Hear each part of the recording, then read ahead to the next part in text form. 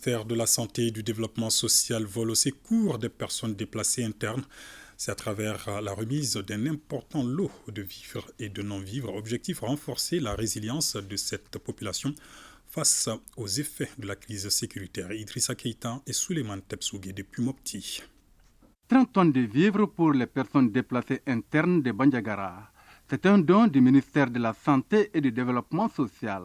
Le président de la transition, le colonel Assimi Goïta, a en cœur tous les Maliens.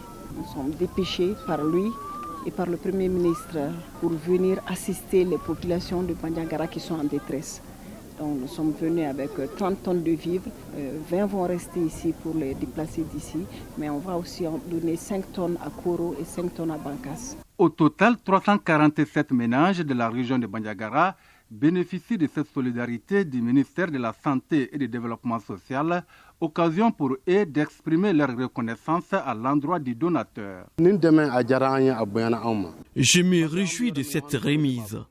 Nous avons tout laissé derrière nous. Nous avons besoin aussi de médicaments pour soigner nos enfants malades. Nous sollicitons d'autres dons pour faire face à nos multiples besoins. Nous voudrions remercier nos plus hautes autorités qui ont entendu le cri de cœur de nos populations meurtries en envoyant 2 ministres du gouvernement en soutien à cette population meurtrie. Et le ministre de la Santé et du Développement social d'inviter d'autres structures et personnes de bonne volonté à emboîter les pas. La solidarité, c'est dans la culture malienne. Même avant notre venue ici, il y a beaucoup qui ont fait beaucoup de solidarité. Ceux qui n'en ont pas encore fait, c'est l'occasion de le faire, c'est le moment de le faire.